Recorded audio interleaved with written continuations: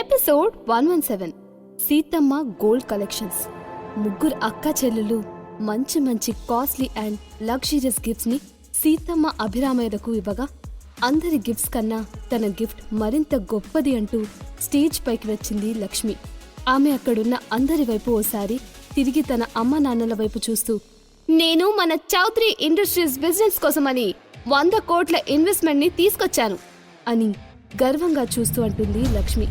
ఆమె అన్న ఆ మాటకి అందరూ తమ తమ నోర్లని బావురు కప్పల్లా తెరుచుకున్నారు. వాళ్ళందరి ఎక్స్ప్రెషన్స్ కి చిన్నగా నవ్వుతూ, కావాలంటే ఈ పేపర్స్ చూడండి అంటూ తన చేతిలో ఉన్న డాక్యుమెంట్ పేపర్స్ ని సీతమ్మ అభిరామయ్యకు ఇస్తుంది లక్ష్మి. ఆ పేపర్స్ లో ఫ్రాంకో అనే foreign investment company Chowdary companies లోకి 100 కోట్లు ఇన్వెస్ట్ చేసేకి ఇంట్రెస్ట్ గా ఉన్నట్టు మెన్షన్ చేసి ఉంది. దాన్ని చూసిన సీతమ్మ చౌదరి, సబాష్, నా చిన్న కూతురు చాలా గొప్ప బహుమతినిచ్చింది. ఇది చౌదరి ఇండస్ట్రీస్ ఫ్యూచర్కి చాలా బాగా ఉపయోగపడుతుంది. నేను ఇక్కడున్న నా అందరి పిల్లల నుండి కోరుకునేది కూడా అదే. మన చౌదరి ఇండస్ట్రీస్ని మీరు జాగ్రత్తగా చూసుకుంటూ ఫ్యూచర్లో దాన్ని మరింత గొప్ప స్థాయికి తీసుకువెళ్ళాలి. అదే నా ఆకాంక్ష అని అంది. ఆమె మొహం తారాజువ్వల్లా వెలిగిపోతుంది. సీతమ్మ గర్వంగా లక్ష్మి వైపు చూడగా, అభిరామయ్య కూడా తన 4వ కూతుర్ని మెచ్చుకుంటూ ఆమె వైపు గొప్పగా చూశాడు. అప్పుడే సంగీత తన చేతిలో ఒక గిఫ్ట్ బాక్స్ పట్టుకుని ఎందుకో ఇబ్బందిగా చూస్తూ నిల్చుంటుంది. అది గమనించిన మైత్రిక, అమ్మా, ఏంటిది? నువ్వు అమ్మమ్మ తాతల యానివర్సరీకి గిఫ్ట్ కొంటున్నట్టు నాకు చెప్పనేలేదు. అందులో ఇంతకీ ఏముంది అని ఆశ్చర్యంగా చూస్తూ అడుగుతుంది. ఇందులో అది అంటూ చిన్నగా నసుగుతుంది సంగీత. చెప్పమ్మా, అందులో ఏముంది అని మళ్ళీ అడుగుతుంది మైత్రిక. ఏం చెప్పనే బాబు, అక్కడ చూసావా, మీ పెద్దమ్మలు పెద్దనాన్నలు కోట్లు విలువ చేసే గిఫ్ట్స్ ని మీ అమ్మమ్మ తాతయ్యకి వాళ్ళకి ఇచ్చారు. నేనేమో ఈ చిన్న గిఫ్ట్ ని తీసుకొచ్చాను అని మొహం చిన్నగా పెట్టుకుని అంటుంది సంగీత. దానికి మైత్రిక కూడా తక్కువగా ఫీల్ అవుతూ, సారీ అమ్మా, నేను కూడా ప్రస్తుతం అమ్మమ్మ తాతయ్యకి పెద్ద పెద్ద గిఫ్ట్స్ ని ఇచ్చే పొజిషన్లో లేను. కానీ నేను నీకు ప్రామిస్ చేస్తున్నానమ్మా, నేను వర్మ కంపెనీస్ ప్రెసిడెంట్ అయిన రోజు అమ్మమ్మ తాతయ్యలకు చాలా పెద్ద గిఫ్ట్స్ ని ఇస్తాను. ఆ రోజు నువ్వు అమ్మమ్మ తాతయ్య ముందు గర్వంగా తలెత్తుకొని నిలబడొచ్చు అని అంటుంది. అదే సమయంలో అక్కడున్న అందరి చూపులు సంగీత మీదికి వాలాయి. ఎందుకో ఇబ్బందిగా చూస్తూ నిల్చున్న ఆమెను చూసి, సంగీత, నీ చేతిలో ఏంటిది? కొంపదీసి నువ్వు కూడా అమ్మ నాన్నల కోసం గిఫ్ట్ ని తీసుకొచ్చావా అని కావాలనే వెటకారంగా అంటుంది లక్ష్మి. ఆమె అలా అనగానే సంగీత గుండెల్లో పిడుగు పడినట్టయింది. ఇక ఏమైతే అది అయిందనుకొని తన చేతిలోని గిఫ్ట్ బాక్స్తో సీతమ్మ అభిరామయ్య దగ్గరికి వెళ్ళింది ఆమె. సీతమ్మ చౌదరి ప్రేమగా సంగీత వైపు చూస్తూ, సంగీత, ఇంతకీ నువ్వేం తెచ్చావు అని నవ్వుతూ అడిగింది. అమ్మా, అక్క వాళ్ళంత గొప్పగా కాకపోయినా నా కుదిరినంతలో నీకు నచ్చే గిఫ్ట్నే నేను తీసుకొచ్చానమ్మా అని అంటుంది సంగీత. ఆమె మాటలకు అందరూ ఆ బాక్స్లో ఏముందా అని క్యూరియస్గా చూస్తున్నారు. ఆ వెంటనే సీతమ్మ చౌదరి గిఫ్ట్ బాక్స్ ని ఓపెన్ చేసి చూసింది. అందులో 2 గిఫ్ట్లున్నాయి. మొదటిగా అందులో ఉన్న డాక్యుమెంట్ పేపర్స్ ని చూసిన ఆమె దాన్ని కుతూహలంగా తీసుకుని ఓపెన్ చేసి చదువుతుంది. ఆ పేపర్స్ ని చదివిన సీతమ్మ కళ్ళు పెద్దవయ్యాయి. ఆమె కూర్చున్న చోటు నుంచి పైకి లేచి, 250 కోట్ల ఇన్వెస్ట్మెంటా? ఇది నిజంగా చాలా అద్భుతమైన విషయం. సంగీత, నువ్వు నీ కూతురి ఇన్ఫ్లుయెన్స్ ఉపయోగించి మన చౌదరి ఇండస్ట్రీస్ కోసం ఇంత మంచి పని చేస్తావని నేను అస్సలు అనుకోలేదు అంటూ నిజమన్నట్టు అభిరామయ్య వైపు చూసి, ఈరోజు నాకు నిన్ను చూస్తుంటే చాలా గర్వంగా అనిపిస్తుంది అని చెప్పి సంగీతని టక్కున హక్ చేసుకుంది. నిజానికి ఆ పేపర్స్ అందులో ఉన్న విషయం సంగీతకు కూడా తెలీదు. ఆమె తన పేరెంట్స్ యానివర్సరీకి వాళ్ళకి ఇష్టమైన కాస్ట్లీ టర్కిష్ టీ బాక్స్ ని తెప్పిస్తుంది. ఆ బాక్స్ విలువ 10 లక్షలు.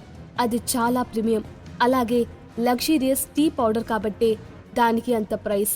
తను అప్పుడప్పుడు సేవ్ చేసుకున్న అమౌంట్తో సంగీత ఆ గిఫ్ట్ ని కొంటుంది. అయితే అందులోకి 250 crores ఇన్వెస్ట్మెంట్ కి సంబంధించిన పేపర్స్ ఎలా వచ్చాయో ఆమెకు కూడా ఏమాత్రం అర్థం కావట్లేదు. కాసేపు దీర్ఘంగా ఆలోచించిన సంగీత టక్కున మైత్రిక వైపుకు చూసి వాటిని తనే పెట్టుంటుందని అనుకుని, అవునవునమ్మా, నా కూతురు మైత్రికకు చాలా పెద్ద పెద్ద ఇన్వెస్ట్మెంట్ కంపెనీస్తో పరిచయం ఉంది.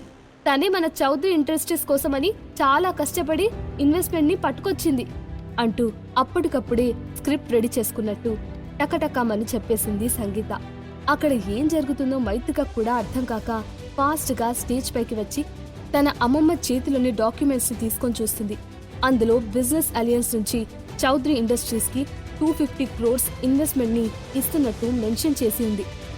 అమ్మమ్మ ఇది అంటూ ఏదో అనబోయిన మైత్రిక చేయిని వెనుక నుంచి సడన్ గా పట్టుకున్న అర్జున్ ఆమె వైపు సూటిగా చూస్తూ, డార్లింగ్ గారు, మీరు చాలా గ్రేట్. మీ అమ్మమ్మ తాతయ్యల కోసమని ఇంత పెద్ద ఇన్వెస్ట్మెంట్ ని పట్టుకొచ్చారు అంటూ తనని మాట్లాడనీయకుండా అడ్డుకుంటాడు. దాంతో ఇది అర్జున్ పని అని అర్థం చేసుకున్న మైత్రిక చిన్నగా అవునన్నట్టు తలూపి ఊరుకుంటుంది. సీతమ్మ అభిరామయ్యలు మైత్రిక వైపు గర్వంగా చూస్తూ ఆమె తలని చిన్నగా నిమిరి, మైత్రిక, నువ్వు ఇంత గొప్పగా ఆలోచిస్తావని మేమస్సలు ఎక్స్పెక్ట్ చేయలేదు. మా తదనంతరం చౌదరి వంశపు ఆస్తులలో ఇక మీదట నీ కూడా వాటా ఉంటుంది అని అంటారు. ఇక చివరికి సీతమ్మ అభిరామయ్యల మనవరాళ్ళు వంతు వచ్చింది. వాళ్ళిద్దరికీ మొత్తం 5 మంది మనవరాళ్ళు. వారి 5 మంది కూతుళ్లకు తిరిగి మళ్లీ 5 మంది కూతుళ్లు కలగడంతో ఒక్క వంశోద్ధరకుడు కూడా లేడన్న బాధతో సీతమ్మ అభిరామయ్యలు కాస్త నిరాశ చెందారని చెప్పొచ్చు. దాంతో ఎప్పటికీ చౌదరి వంశానికి చెందిన కంపెనీలు, విల్లాస్, ప్యాలెస్లు, ఇండస్ట్రీల పేర్లను మార్చకూడదనే ఆంక్షను విధించారు వారిద్దరు. అయితే వారి మొదటి మన్వరాలు ప్రియాంకను ఒక ఫేమస్ ఫారెన్ బిజినెస్ మ్యాన్ అయిన జేమ్స్ మిషాల్ అనే వ్యక్తికిచ్చి పెళ్లి చేశారు. స్టేజ్ పైకి వచ్చిన వాళ్ళిద్దరూ వాళ్ల చేతిలోని 3 గిఫ్ట్ బాక్స్లను సీతమ్మ అభిరామయ్యలకు అందిస్తూ, అమ్మమ్మ, తాతయ్య, ఇవి మీకు మా ఇద్దరి తరపు నుంచి యానివర్సరీ గిఫ్ట్స్. ఈ గిఫ్ట్స్ మీకు ఖచ్చితంగా నచ్చుతాయని మా అభిప్రాయం అని నవ్వుతూ చెప్పి, happy anniversary to both of you అని అంటుంది ప్రియాంక. అయితే తెలుగు సరిగ్గా రాని జేమ్స్ సీతమ్మ అభిరామయ్యలకు ఇంప్రెస్ చేయాలని ఆలోచనతో తన వంతు ప్రయత్నం చేస్తూ, నానమ్మ, తాతయ్య, మీరిద్దరికి పెళ్లి దినం శుభాకాంక్షలు అని అంటాడు. అతనన్న ఆ మాటకి అక్కడున్న అందరూ షాకింగ్ గా చూశారు. సీతమ్మ అభిరామయ్యలకైతే 1 నిమిషం పాటు ఏమీ అర్థం కాలేదు. అంతలో ప్రియాంక జేమ్స్ ని తన భుజంతో గుద్ది, అయ్యో జేమ్స్, అది పెళ్లి దినం కాదు, పెళ్లి రోజు. అయినా నీ ఎవరిలాంటి ఎక్స్పెరిమెంట్స్ చేయమన్నారు? అసలు ఎవరు నేర్పించారు నీకిది అని కస్సుమంటూ అతని కాలు మీద తన కాలితో తొక్కి మరీ అంటుంది. దెబ్బకి జేమ్స్ మమ్మీ అంటూ గావుకిక పెట్టాడు. అతని అరుపుని పట్టించుకొని ప్రియాంక, అమ్మమ్మ, తాతయ్య, జేమ్స్ తరపున నేను మీకు సారీ చెప్తున్నాను. తను మీకు తెలుగులో విషెస్ చెప్పి మిమ్మల్ని ఇంప్రెస్ చేయాలనుకున్నాడు. కాకపోతే ఎలా చెప్పాలో సరిగ్గా తెలుసుకోకుండా ఇలా అనేశాడు. ఐఎమ్ రియలీ సారీ అని చెప్పి జేమ్స్ డొక్కలో తన మోచేతిని ఒక కిక్ ఇచ్చింది. ఆ వెంటనే జేమ్స్ ఆమె ఎందుకలా చేసిందో అర్థం చేసుకుని సీతమ్మ అభిరామయ్యల వైపు చూసి, ఎస్ నానమ్మ, తాతయ్య, ఐఎమ్ రియల్లీ సారీ. నేను జస్ట్ తెలుగులో మీకు చెప్పాలని ట్రై చేశాను, కానీ ఇలా పప్పులు వస్తాయని అనుకోలేదు అని అంటాడు. అతని తెలుగుకి దాదాపు మూర్ఛ వచ్చినంత పనైంది అక్కడ వారికి. మళ్లీ పదాలను తప్పుగా పలికిన జేమ్స్ వైపు గుర్రుగా చూస్తూ నోరు మూసే అన్నట్టు సైగ చేసి, అమ్మమ్మ, తాతయ్య, జేమ్స్ ఎప్పుడు ఇంతే. తెలిసి తెలియకుండా తన తెలుగులో కామెడీ చేస్తూ ఉంటాడు. అవంతా వదిలేసి మీరు ముందు మీ గిఫ్ట్ బాక్స్లను ఓపెన్ చేయండి అని చిన్నగా నవ్వుతూ అంటుంది ప్రియాంక. అది తెలుగు కాదు, తెలుగుకి పట్టిన తెగులు అని చిన్నగా మైత్రిక పక్కకి చేరుకున్న అర్జున్ గుసగుసగా అంటాడు. దాంతో మైత్రికకి టక్కున నవ్వు వచ్చేసి చేతిని నోటికి అడ్డు పెట్టుకుని మరీ కంట్రోల్ చేసుకుంది. కాని అంతలోనే తను అర్జున్ మీద కోపంగా ఉందన్న విషయాన్ని అర్థం చేసుకుని కాస్త గుర్రుగా అర్జున్ వైపు చూసి నిల్చుంది. దాంతో అర్జున్ చిన్నగా, ఓ మై డార్లింగ్ గారు అంటూ చిన్నగా నిట్టూర్చారు. మరోవైపు దుర్గా రామేశ్వర్ తమ అమెరికా అల్లుడి తెలుగుకి చిన్నగా తల కొట్టుకుని వాళ్ళిచ్చిన గిఫ్ట్ ఏంటా అన్నట్టు కుతూహలంగా చూస్తున్నారు. ప్రియాంక మాటలకు చిన్నగా నిట్టూర్చిన సీతమ్మ అభిరామయ్యలు వాళ్ల చేతుల్లో ఉన్న 3 గిఫ్ట్ బాక్స్లను చెరొకరు ఓపెన్ చేశారు. అందులోని గిఫ్ట్స్ ని చూసిన వాళ్ళిద్దరి కళ్ళు మెరిశాయి. ఆ 3 బాక్సుల్లో బంగారంతో తయారు చేసిన బర్డ్ నెస్ట్, ఫిష్ బౌల్, ఇంకా 2 బంగారు చేతికర్రలున్నాయి. అమ్మమ్మ, తాతయ్య, గోల్తో తయారు చేసిన వస్తువులంటే మీకు చాలా ఇష్టమని జేమ్స్ ప్రత్యేకంగా వీటిని తయారు చేయించాడు. ప్రస్తుతం వీటి మొత్తం విలువ 5 కోట్లు పైమాటే అని పైకి నవ్వుతూనే గర్వంగా చూస్తూ అంటుంది ప్రియాంక. అవును నాన్నమ్మ తాతయ్య, వీటిని నేను మీకోసం స్పెషల్గా ఆర్డర్ చేసి మరీ తయారు చేయించాను. I hope you guys like it అని ఈసారి మాత్రం కాస్త తెలుగు కాస్త ఇంగ్లీష్ కలిసి మాట్లాడి కనుబొమ్మలను ఎగిరేస్తూ అన్నాడు జేమ్స్. జేమ్స్కి తన బిజినెస్లను ఇండియాలోకి కూడా స్ప్రెడ్ చేసి తన బిజినెస్ మార్కెట్ని మరింత హ్యూజ్గా పెంచుకోవాలని ఆలోచన ఉండేది. అయితే ఇక్కడ తన బిజినెస్ స్ప్రెడ్ అవ్వడానికి ఎవరో ఒక టాప్ బిజినెస్ పీపుల్ సపోర్ట్ ఉండాలని అనుకుంటూ ఉండగా అతనికి అనుకోకుండా ఒక రేవ్ పార్టీలో ప్రియాంక పరిచయమై తన ఫ్యామిలీ బ్యాక్గ్రౌండ్ అలాగే తమ తండ్రి చిన్నాన్నలు గవర్నమెంట్ హైయర్ ఆఫీషియల్స్ అని తెలిసి తనని పెళ్లి చేసుకుంటే ఇండియాలో తన బిజినెస్ ని మరింత స్ట్రాంగ్ ఫౌండేషన్ తో స్టార్ట్ చేయొచ్చని అనుకుని ప్రియాంకకి ప్రపోజ్ చేసి మరీ పెళ్లి చేసుకున్నాడు. ఎన్ఆర్ఐ సంబంధం, అందులోనూ అతడు బిజినెస్ మ్యాగ్నెట్ కావడంతో తమ తల్లిదండ్రులు కూడా అడ్డు చెప్పలేదు. అంతలో వాళ్ళిద్దరిచ్చిన గిఫ్ట్స్ ని చూసి, వావ్, ఇది చాలా అద్భుతంగా ఉన్నాయి, మాకివి చాలా అంటే చాలా నచ్చాయి, thank you so much both of you అని అంటుంది సీతమ్మ. ఇక రెండో మన్వరాలైన విద్యను ఇండియాలోని one of the top richest family అయిన గౌడ కుటుంబంలోకి మొదటి వారసుడు సుందర్ గౌడ్కి ఇచ్చి పెళ్లి చేశారు. విద్య, సుందర్ గౌడ్ ఇద్దరు స్టేజ్ పైకి స్టైల్ గా నడుచుకుంటూ వచ్చారు. విద్య మాట్లాడుతూ, అమ్మమ్మ తాతయ్య, మేమిచ్చే ఈ గిఫ్ట్ మీకు ఖచ్చితంగా నచ్చుతుందని అనుకుంటున్నాం, హ్యాపీ యానివర్సరీ అంటూ తన చేతిలోని చిన్ని బాక్స్ ని సీతమ్మ చేతికి అందిస్తుంది. ఆమె ఆ బాక్స్ ని తన చేతిలోకి తీసుకుని ఓపెన్ చేసి చూసింది. అందులో కార్ కీస్ కనిపించడంతో, విద్య, ఈ కార్ కీస్ అంటూ క్వశ్చన్ మార్క్ ఫేస్ పెట్టి చూసింది. అప్పుడే విద్య అటుగా చూడమంటూ వేలు పెట్టి చూపిస్తూ అక్కడే ఈ ఈవెంట్ లో సైడ్ కి పార్క్ చేసి ఉన్న గోల్డ్ కలర్ స్పోర్ట్స్ కార్ ని చూపించింది. దాన్ని చూసిన సీతమ్మ అభిరామయ్యలు ఒక్కరినొకరు చూసుకుని తిరిగి విద్య వైపుకు చూశారు. అదేంటి విద్య, ఈ వయసులో ఆ స్పోర్ట్స్ కార్ తో మేమేం చేసుకుంటాము అని ఇష్టమున్నప్పటికీ కాస్త మొహమాటంగానే చూసింది సీతమ్మ. అమ్మమ్మ, తాతయ్య కార్ని బాగా నడుపుతారని మాకు బాగా తెలుసు, అయినా తాతయ్యకి వయసు మాత్రం అయిపోయింది, కానీ చూడు ఇప్పటికీ ఎంత స్ట్రాంగ్ గా కనిపిస్తున్నారో. మీరిద్దరూ వెకేషన్స్ కి వెళ్ళినప్పుడు ఈ కార్లోనే వెళ్ళండి, అయినా ఎంజాయ్ చేయడానికి వయసుతో సంబంధం లేదు, ఇప్పటికీ మీరు ఇద్దరూ పడుచు వాళ్ళలానే ఉన్నారు అని వాళ్ళిద్దరికి కాస్త సోప్ వేస్తూ అంటుంది విద్య. ఆమె మాటలకు అభిరామయ్య సీతమ్మ వైపు కొంటెగా చూడగా సీతమ్మ సిగ్గుపడుతూ సరే అన్నట్టు తలూపుతుంది. ఇక మూడో మనవరాలు శోభ వంతు రావడంతో ఆమె తన బాయ్ ఫ్రెండ్ అయిన ఆకాష్ ని తీసుకుని స్టేజ్ పైకి వచ్చింది.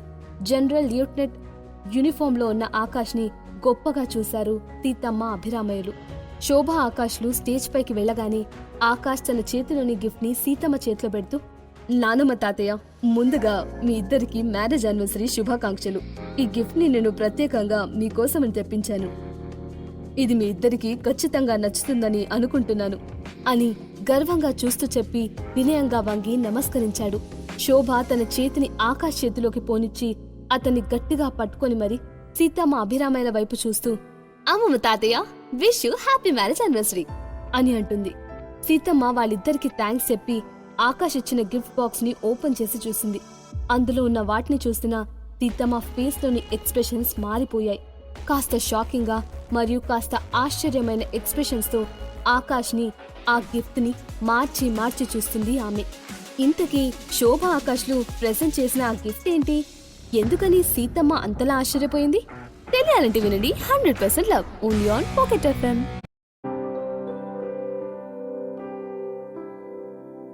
ఎపిసోడ్ 118 అచ్చిబాబు లవ్ సీమ.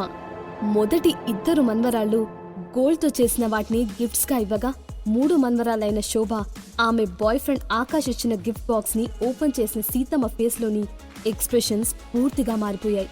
అందులో 2 గోల్డ్ కలర్ గన్స్ ఉండడంతో కాస్త షాకింగ్ గా మరియు కాస్త ఆశ్చర్యమైన ఎక్స్ప్రెషన్స్ తో ఆకాష్ ని, గన్స్ ని మార్చి మార్చి చూస్తుంది ఆమె. ఆమె ఎక్స్ప్రెషన్స్ కి అక్కడున్న అందరు కూడా అందులో ఏముందా అని మరింత క్యూరియస్ గా చూశారు. నానమ్మ, అది మీకు గోల్డ్ కలెక్షన్ అంటే చాలా ఇష్టమని నాకు శోభ చెప్పింది, అందుకే నేను వీటిని మన మిలిటరీ మ్యూజియంలోని వేలంపాట్లో కొన్నాను. వీటిని గోల్డ్తో తయారు చేసినప్పటికీ ఇవి ఒరిజినల్ గన్స్ లానే పనిచేస్తాయి. వీటికి లైసెన్స్ కూడా ఉంది. మీరిద్దరూ హంటింగ్కి వెళ్ళినప్పుడు వీటిని ఉపయోగించండి అని అన్నాడు ఆకాష్. సీతమ్మ అభిరామయ్యలు అప్పుడప్పుడు వెకేషన్స్ కి బయట దేశాలకి వెళ్ళినప్పుడు వాళ్ళకి హంటింగ్కి వెళ్లే అలవాటుంది. అలాగే వారికి గోల్డ్తో తయారు చేసిన వస్తువులంటే చాలా ఇష్టం. గోల్డ్తో తయారు చేసిన రకరకాల వస్తువులతో చౌదరి ప్యాలెస్లోని ఒక పెద్ద షోరూం లాంటి గదిలో తన గోల్డ్ కలెక్షన్స్ అన్నిటినీ జాగ్రత్తగా భద్రపరిచింది సీతమ్మ. అయితే ఆ విషయాలను శోభ ఆకాష్కి చెప్పడంతో అతను ఈ ఐడియా వేశాడు.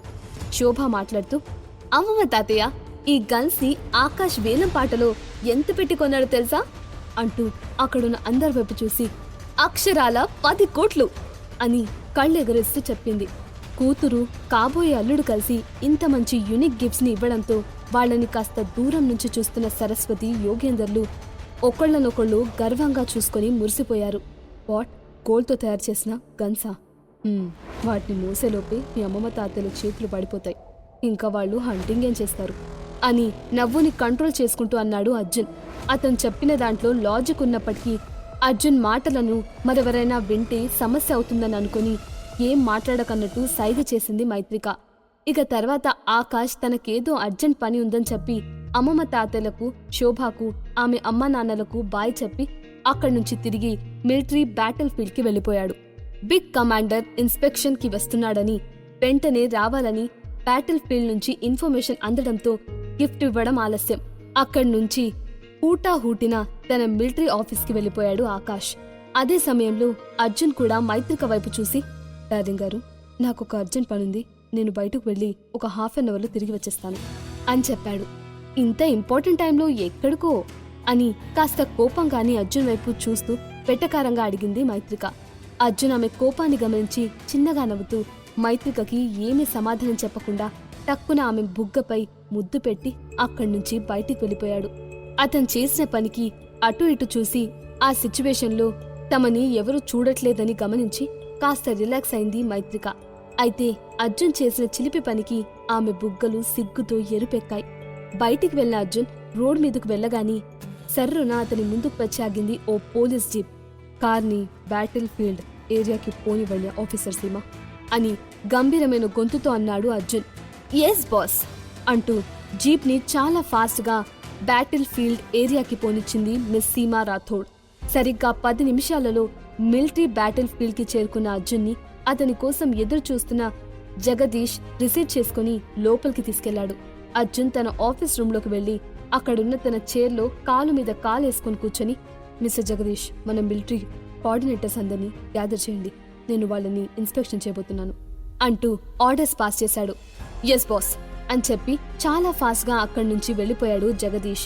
మరోవైపు సీమ తనకు దొరికిందే అవకాశం అన్నట్టు మెల్లిమెల్లిగా అర్జున్ పక్కకు చేరి, బాస్, మీరు ఏ జిమ్కి వెళ్తారు అంటే మీ బాడీ చాలా ఫిట్గా ఉంది, అందుకే నేను కూడా అదే జిమ్ ట్రై చేద్దాం అనుకుంటున్నాను అంటూ తన కాలి బొటన వేలును నేలపై రాస్తూ అడిగింది. ఆమె అడిగిన దానికి అర్జున్ తన కళ్లను గుండ్రంగా తిప్పుతూ, మిస్ సీమా, ఐఎమ్ మ్యారీడ్ అని సూటిగా చూస్తూ అన్నాడు. అతను చెప్పిన దానికి మొహం ముడుచుకున్న సీమ, ఆ విషయం నాకు తెలుసు బాస్ అని ముభావంగా అంటుంది. మరి తెలిసి కూడా ఎందుకు నాతో ఇలా బిహేవ్ చేస్తున్నా అని క్వశ్చన్ మార్క్ ఫేస్తో అడిగాడు అర్జున్. చూడండి బాస్, మీకున్న ఫిజిక్కి నేనే కాదు కదా, ఏ అమ్మాయి అయినా సరే ఇట్టే పడిపోతుంది. పైగా మీరు హ్యాండ్సమ్ అండ్ రిచ్ కూడాను. మీలాంటి ఫుల్ ప్యాకేజ్ అబ్బాయిని ఏ అమ్మాయి మాత్రం ఇష్టపడదు అని చెప్పి, బాస్, మీ వైఫ్ మీకు బోర్ కొడితే చెప్పండి, మిమ్మల్ని ఎంటర్టైన్ చేయడానికి నేను రెడీగా ఉన్నాను అంటూ కావాలనే కాస్త ముందుకు వంగి వంగి ఓపెన్ ఆఫర్ ఇస్తుంది ఆమె. అసలే చాలా హాట్గా ఉండే సీమ అలా ముందుకి వంగడంతో ఆమె ఎద అందాలు అలా అలా కనిపిస్తూ ఉన్నాయి. దాంతో అర్జున్ అన్కంఫర్టబుల్గా ఫీల్ అయి, సీమ, ఈ లైఫ్లోనే కాదు ఇంకో లైఫ్లో కూడా నాకు నా వైఫ్ బోర్ కొట్టదు, ఎందుకంటే నేను తనని ప్రేమిస్తున్నాను. కోరికకి ప్రేమకి చాలా తేడా ఉంది. నీకు నాపై ఉండేది కోరిక, అది ఏదో ఒకరోజు ఖచ్చితంగా బోర్ కొడుతుంది. కానీ నా భార్య పైన నాకున్నది ప్రేమ. నిజమైన ప్రేమకి ఎక్స్పైరీ డేట్ అనేదే ఉండదు అని అన్నాడు. అతను చెప్పింది విని సీమ ఇంకేదో అనబోతుండగా అప్పుడే అక్కడికి వచ్చిన అచ్చిబాబు అనే పోలీస్ ఆఫీసర్ అర్జున్కి సెల్యూట్ చేసి, boss, all military coordinates and all police teams are gathered, మీరు ఒకసారి వచ్చి చూసి అని ఏదో చెప్పబోతూ అక్కడ సీమ వంగి ఉన్న పొజిషన్ని చూసి గుటికలు మింగుతూ తను చెప్పేదాన్ని కాస్త మర్చిపోయి, చూసి చూసి చూసి అంటూ తన మాటని రిపీట్ చేస్తూనే ఉన్నాడు. దాంతో అర్జున్ తన కళ్ళను గుండ్రంగా తిప్పి టక్కున లేచి అక్కడి నుంచి వెళ్ళిపోయాడు. అటుగా వంగి ఉన్న సీమ టెంప్టింగ్ బాడీ షేప్ని చూస్తూ కనిపించకుండా కనిపిస్తున్న ఆమె ఎద అందాల కోసం కొంచెం కొంచెంగా పక్కకి జరుపుకుంటూ వెళ్లాడు అచ్చిబాబు. అతను చూస్తున్న తీరుని గమనించిన సీమ టక్కున పైకి లేచి తన షర్ట్ ఫ్రంట్ బటన్ని పెట్టుకుని గుర్రుగా అచ్చిబాబు వైపు చూసి అక్కడి నుంచి వెళ్ళిపోయింది. ఇలాంటి అమ్మాయిలు నాకెందుకు పడరు అని అనుకుంటూ చిన్నగా తల గీరుకుంటూ అతను కూడా అక్కడి నుంచి వెళ్ళిపోయాడు. మిలిటరీ ఆఫీస్ నుంచి బ్యాటిల్ ఫీల్డ్లోకి వెళ్లిన అర్జున్ అక్కడ నిలబడి ఉన్న పోలీస్ ఆఫీసర్స్ అలాగే మిలిటరీ ఆఫీసర్స్ ని ఇన్స్పెక్ట్ చేస్తూ అక్కడే ఉన్న శోభ బాయ్ ఫ్రెండ్ ఆకాష్ ని చూసి చిన్నగా కన్నింగ్ స్మైల్ ఇచ్చాడు. అర్జున్ తన దగ్గరికి రాగానే తల పైకెత్తి సెల్యూట్ చేసిన ఆకాష్ అతన్ని అక్కడ చూసి ఆశ్చర్యపోయాడు. మళ్ళీ అంతలోనే తేరుకొని general lieutenant Akash, batch number 212 sir అని స్ట్రేట్ గా నిలబడి అన్నాడు. అర్జున్ తన భుజంపై చిన్నగా తట్టి, మిస్టర్ ఆకాష్, నేను ఒక ఇంపార్టెంట్ పని మీద బయటికి వెళ్తున్నాను, మీరు కూడా నాతో పాటు రండి అంటూ ఆర్డర్ వేసినట్టే అడిగాడు. అర్జున్ కృష్ణదేవరాయ అంతటి గొప్ప పర్సన్ తనతో పాటు రమ్మంటే ఎవరైనా ఎందుకు రారు? ఆకాష్ అర్జున్ వైపు స్ట్రేట్ గా నిలబడి చూస్తూ ఎస్ సార్ అని చెప్పి పరుగులాంటి నడకతో ఉరుకులు పరుగులు మీద బయటికి వెళ్లి తన వెహికల్ ని రెడీగా ఉంచాడు. అతని ఫేస్ లో ఒకలాంటి ఆనందం కనిపిస్తుంది. ది గ్రేట్ అర్జున్ కృష్ణదేవరాయ ఎవరితోనైనా జస్ట్ మాట్లాడితేనే వాళ్ళని ఎంతో గొప్పగా చూస్తారు అక్కడి వాళ్ళు. అలాంటిది అతన్ని తనతో పాటు కలిసి రమ్మంటున్నందుకు ఒకలాంటి గర్వంతో కూడిన ఆనందం ఆకాష్ ఫేస్ లో తొణికిసలాడింది. అర్జున్ గంభీరంగా నడుచుకుంటూ వచ్చి కార్ ఫ్రంట్ సీట్లోకి ఎక్కి కూర్చున్నాడు. బాస్, ఎక్కడికి వెళ్ళమంటారు అని వినయంగా చూస్తూ అడిగాడు ఆకాష్. కార్ని గోవా అవుట్స్కట్స్ కి పోనివ్వు అని గంభీరమైన గొంతుతో అన్నాడు అర్జున్. అతని మాట విన్న ఆకాష్ కాసేపు దీర్ఘంగా ఆలోచించి ఆ తర్వాత అర్జున్ వైపు చూస్తూ ఎస్ బాస్ అని అన్నాడు. మిలిటరీ ఆఫీస్ నుంచి గోవా అవుట్స్కట్స్ ఏరియా చాలా దగ్గరగా ఉండడంతో జస్ట్ 2 minutes లో అర్జున్ ఆకాష్లో అక్కడికి చేరుకున్నారు. అర్జున్ కార్ దిగి నేరుగా అక్కడున్న ఓ షాప్ దగ్గరికి నడుచుకుంటూ వెళ్లాడు. అతని వెనకే అనుసరిస్తూ వెళ్లాడు ఆకాష్. అక్కడున్న స్టోర్ నుంచి కొన్ని వస్తువులను తీసుకుని అక్కడి నుంచి ఆకాష్తో కలిసి తిరిగి చౌదరి ప్యాలెస్ కి బయలుదేరాడు అర్జున్. సరిగ్గా చెప్పిన విధంగానే అరగంటలో చౌదరి ప్యాలెస్ కి చేరుకున్నాడు అర్జున్. అయితే అప్పటికే సీతమ్మ అభిరామయ్యల 4వ మనవరాలు మేఘన తన బాయ్ ఫ్రెండ్ రోహిత్ తో కలిసి ఒరిజినల్ గోల్డ్ తో తయారు చేసిన కాలిగ్రఫీ పెయింటింగ్ ఫ్రేమ్ ని గిఫ్ట్ గా ఇచ్చారు. మొదటి 4 మనవరాలు తమ తమ గిఫ్ట్ ని సీతమ్మ అభిరామయ్యలకు ఇవ్వగా ఇక చివరిది మిగిలింది మైత్రికనే కాబట్టి 4 అక్క చెల్లెల చూపు సంగీత మైత్రికలపై పడింది. ఏంటి సంగీత, ఎక్కడ నీ ట్రాష్ అల్లుడు? గిఫ్ట్ గురించి అడుగుతారని భయపడి కొంపదీసి పారిపోయాడా అని చెప్పి నవ్వుతూ, నీ తరపున 250 కోట్లని ఇన్వెస్ట్మెంట్ ని మన చౌదరి ఇండస్ట్రీస్ కోసం తెచ్చావు, మరి నీ కూతురు తరపున ఏమి ఇవ్వబోతున్నావు అని కావాలని హేళనగా చూస్తోంది లక్ష్మి. అవునవును, సంగీతని అంత పెద్ద బహుమతిని ఇచ్చినప్పుడు తన కూతురు ఇంకా ఎంత పెద్ద బహుమతిని ఇస్తుందో చూడాలని నాకు కూడా చాలా చాలా ఆతృతగా ఉంది అని అంటుంది 3వ అక్క సరస్వతి. సంగీత, మాట్లాడవేంటి? ఎక్కడ నీ అల్లుడు?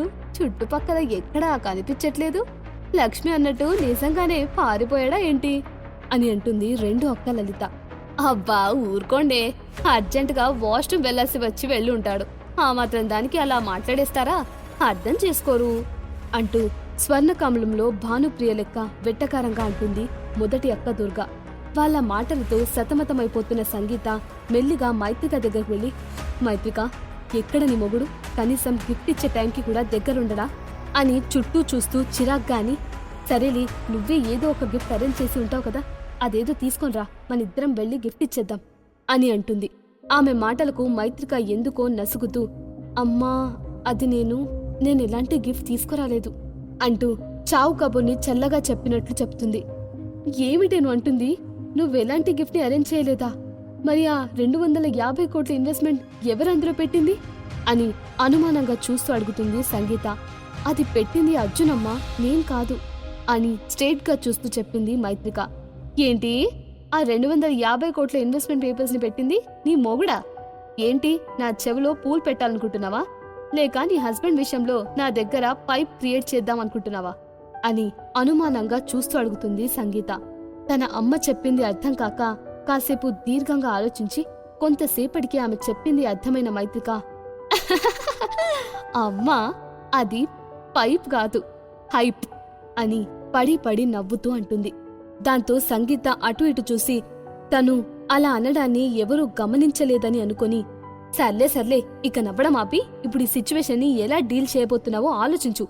అసలే నా నుంచి అంత పెద్ద ఇన్వెస్ట్మెంట్ రావడంతో ఇక్కడున్న అందరికీ నువ్విచ్చే గిఫ్ట్ పైన ఉన్న అంచనాలు విపరీతంగా పెరిగిపోయాయి.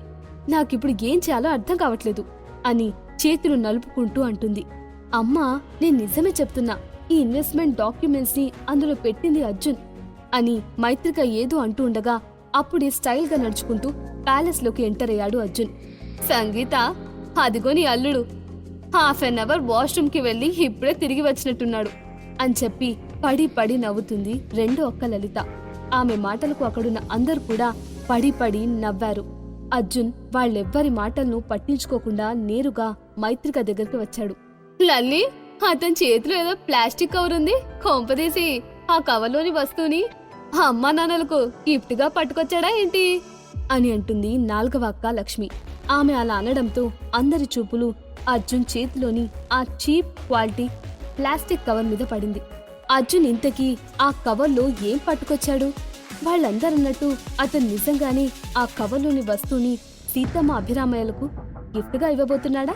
తెలియాలంటే వినండి 100% love only on pocket FM. Episode 119 రొమాంటికల్లీ fishy. Arjun చేతిలోని ప్లాస్టిక్ కవర్ ని చూసిన సంగీత సిస్టర్స్ అతనందులోని వస్తువుని సీతమ్మ అభిరామయ్యలకు గిఫ్ట్ గా ఇస్తాడా ఏంటి అంటూ అతన్ని హేళనగా చూస్తూ నవ్వారు. వాళ్ల మాటలు విన్న సంగీత అర్జున్ చేతిలోని ఒక బ్లాక్ కలర్ ప్లాస్టిక్ బ్యాగ్ వైపు చూసి పరుగులాంటి నడుకతో అతని దగ్గరికి వెళ్లి, ఏ అర్జున్, ఇంతసేపు ఎక్కడికి వెళ్ళావు? అయినా ఈ కవర్ ఏంటి? ఇందులోని వస్తువులను మా అమ్మ నాన్నలకి గిఫ్ట్ గా ఇస్తున్నానని మాత్రం చెప్పకు. దయచేసి నీ వల్ల నాకిక్కడున్న కాస్త పరువు కూడా పోగొట్టకు అని అర్జున్ని కింద నుంచి పై వరకు చూస్తూ అంటుంది సంగీత. అర్జున్ ఆ మాటలు పట్టించుకోకుండా నేరుగా మైత్రిక దగ్గరకు వెళ్లి, డార్లింగ్ గారు, మీకు నా పైన నమ్మకం ఉంది కదూ? మీరు నన్ను నమ్మితే చాలు, నాకింకేం అక్కర్లేదు. మీరు నాతో కలిసి స్టేజ్ పైకి రండి, మనం ఈ గిఫ్ట్ని అమ్మమ్మ తాతయ్యలకు ప్రెజెంట్ చేద్దాం, నాతో రండి అని చెప్పి తన చేతిని మైత్రికకు అందించాడు.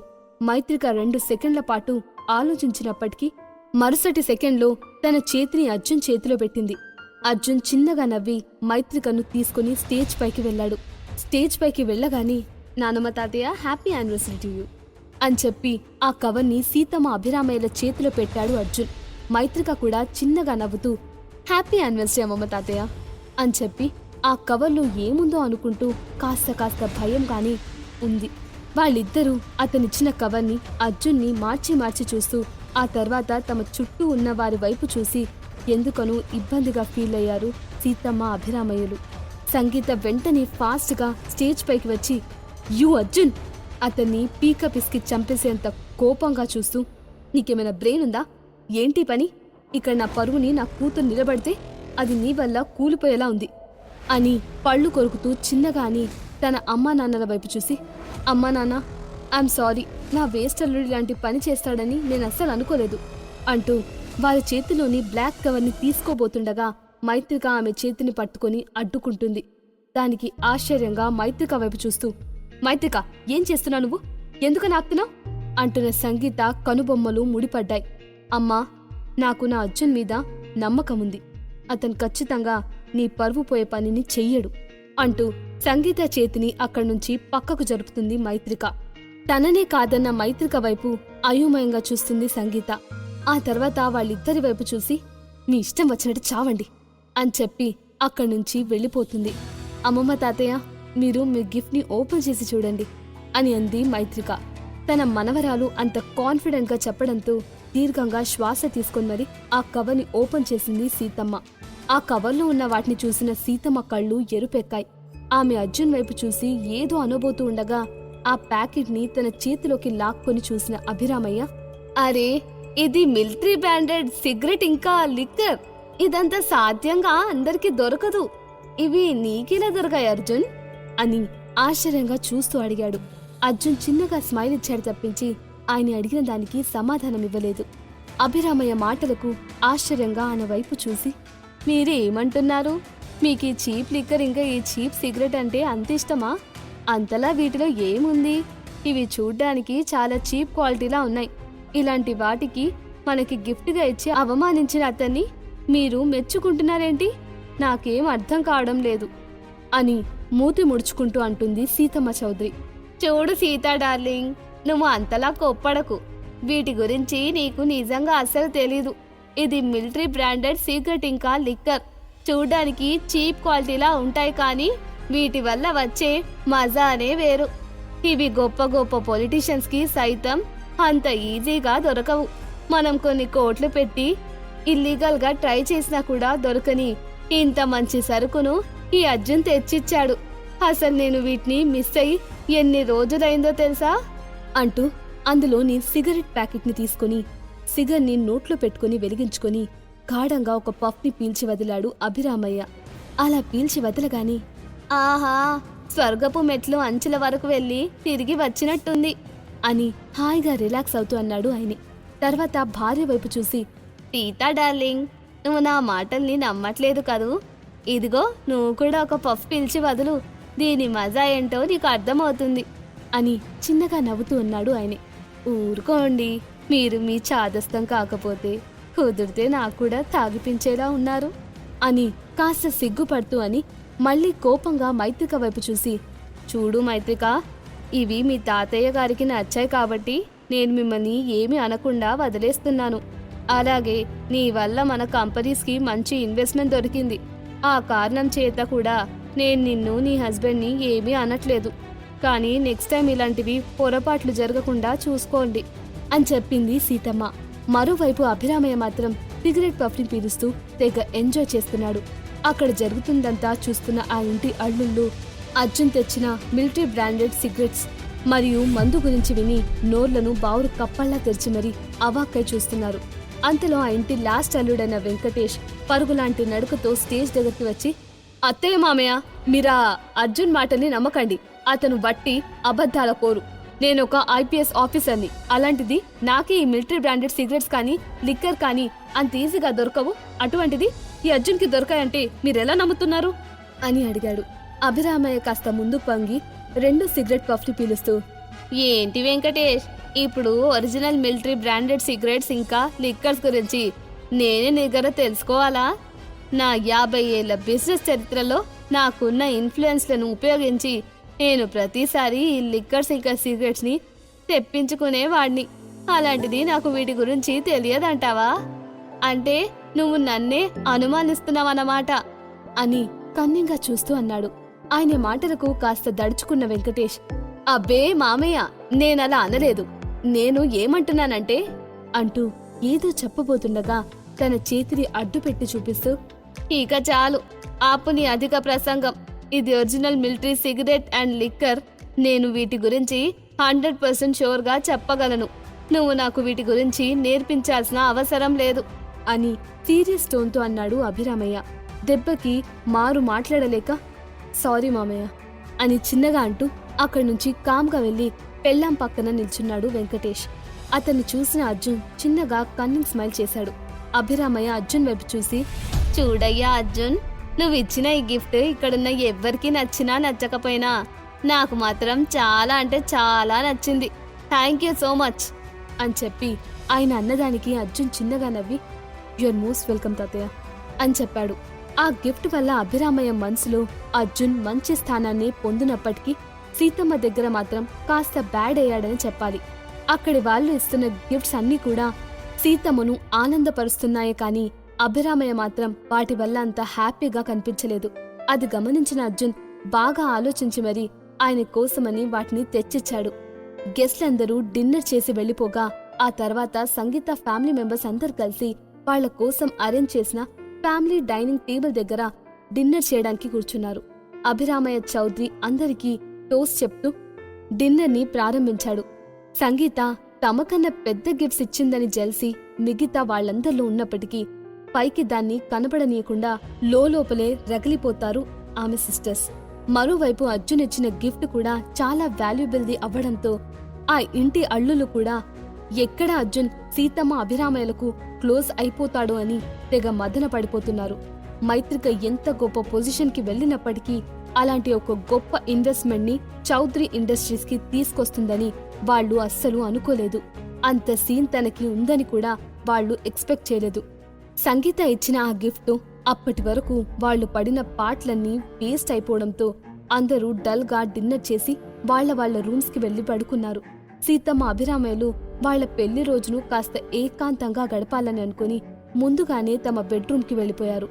సంగీత కూడా డిన్నర్ని ఫినిష్ చేసుకుని వెళ్లిపోవడంతో ఇప్పుడు అక్కడ కేవలం అర్జున్, మైత్రికలు మాత్రమే మిగిలారు.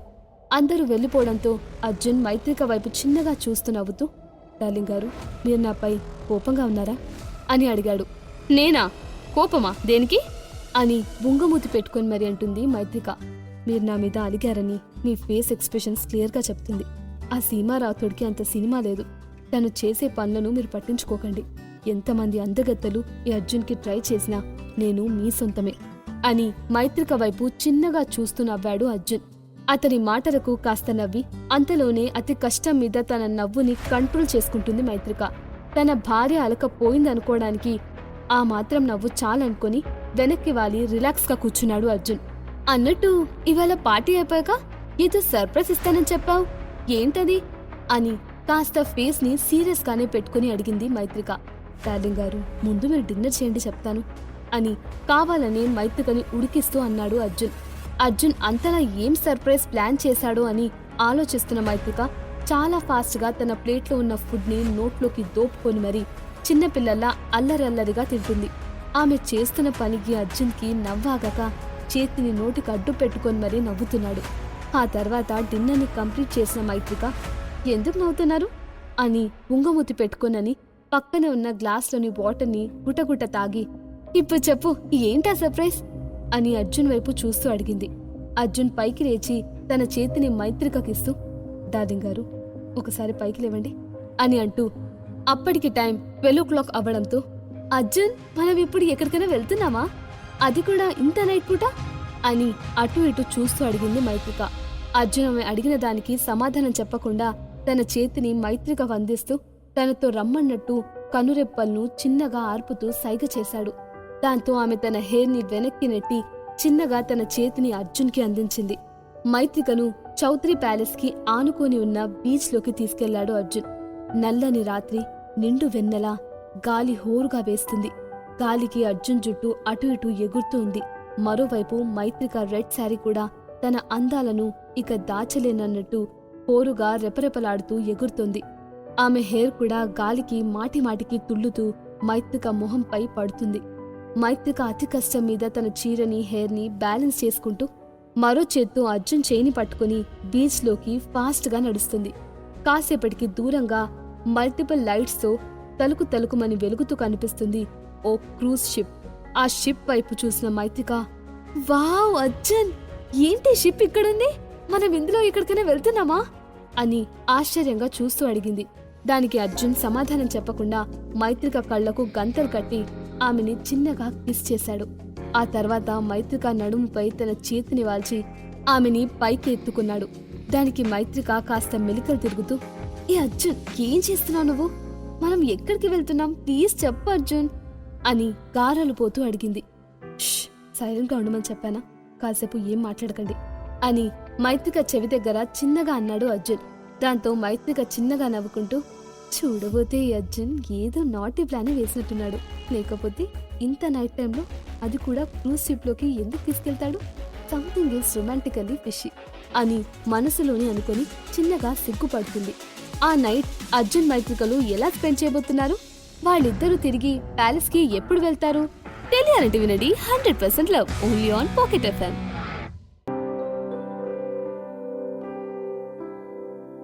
ఎపిసోడ్ 120 ప్రేమ కరెంట్ షాక్. అర్జున్తో కలిసి బీచ్ దగ్గరికి వెళ్లిన మైత్రిక అక్కడున్న క్రూజ్ షిప్ ని చూసి ఆశ్చర్యపోయింది. ఆ తర్వాత అర్జున్ ఆమె కళ్ళకి గంతలు కట్టి ఆమెని తన చేతిలోకి ఎత్తుకొని మరీ షిప్లోకి ఎంటర్ అయ్యాడు. షిప్లోకి ఎంటర్ అయిన అర్జున్ మైత్రికను లిఫ్ట్లోకి తీసుకెళ్లి అట్నుంచటి షిప్ రూఫ్ టాప్ మీదికి వెళ్లాడు. అక్కడికి వెళ్ళగానే మైత్రికను కిందికి దించి ఆమె కళ్ళకి ఉన్న గంతల్ని విప్పాడు. కళ్ళు తెరిచి చూసిన మైత్రిక ఆ షిప్ పై ఉన్న వెలుగుల నుంచి కనిపిస్తున్న వ్యూకి తన చేతుల్ని నోటికి అడ్డు పెట్టుకొని మరీ ఏదో అద్భుతాన్ని చూసినట్టు చూసింది. అర్జున్ చిన్నగా మైత్రిక మెడపై తన మొహాన్ని వాల్చి, welcome to our moonlight dinner darling గారు అని అన్నాడు. అతను చెప్పింది విన్న మైత్రిక సడన్ గా వెనక్కి తిరిగి అతన్ని గట్టిగా హక్ చేసుకుంది. ఆ తర్వాత అర్జున్ వైపు చూసి, వావ్ అర్జున్, ఇది నిజంగా చాలా అద్భుతంగా ఉంది. ఈ భూమి మీద మనిద్దరం మాత్రమే ఉన్నట్టు అనిపిస్తుంది. ఎప్పటికీ ఇలాగే ఉండిపోతే ఎంత బావుండో అని చిన్నపిల్లలా ఎగురుతూ ఎక్సైటింగ్ గా చూస్తూ అనింది. ఆ తర్వాత అర్జున్ మైత్రికను చూసి చిన్నగా నవ్వి అక్కడే టేబుల్ మీదున్న క్యాండిల్స్ ని వెలిగిస్తూ ఉండగా ఆమె అతని వైపు తిరిగి కావాలని వయ్యారంగా నిలబడి తన బొడ్డు దగ్గరున్న చీరని మెల్లిగా పైకి లేపి మడతపడ్డ తన నడుము దగ్గర చేతిని పెట్టి అర్జున్ అంటూ మరో చేత్తో తన జుట్టుని అటూ ఇటూ చెరుపుతూ మత్తుగా పిలుస్తుంది. దాంతో తల పైకెత్తి మైత్రిక వైపు చూసిన అర్జున్ కాసేపు తడబడినప్పటికీ తనని తాను కంట్రోల్ చేసుకుంటూ వెంటనే మైత్రిక దగ్గరికి వెళ్ళి, డార్లింగ్ గారు, దీనికి ఇంకా సమయం ఉంది. మీరప్పుడే నన్ను టెంప్ట్ చేయాలని చూడకండి. వచ్చి ముందు ఇక్కడ కూర్చోండి అంటూ బలవంతంగా అక్కడున్న చైర్లో ఆమెని కూర్చోబెట్టాడు. ఆ తర్వాత అర్జున్ కూడా మైత్రికకి ఎదురుగా కూర్చొని టేబుల్ మీదున్న గ్లాసెస్లోకి రెడ్ వైన్ని పోశాడు. అది చూసిన మైత్రిక ముందొకసారి వాళ్ళిద్దరి మధ్య జరిగిన 6 బయట రొమాన్స్ అనే ఎపిసోడ్ని గుర్తు చేసుకుని చిన్నగా గుటుకలు మింగుతుంది. తను ఎందుకో ఇబ్బంది పడుతున్నట్టు అనిపించడంతో, డార్లింగ్ గారు, ఏమైంది అని కావాలని తనకేం అర్థం కానట్టు అడిగాడు అర్జున్. అది అర్జున్, ఆ రోజు తర్వాత నుంచి నాకు రెడ్ వైన్ని చూస్తేనే భయమేస్తుంది.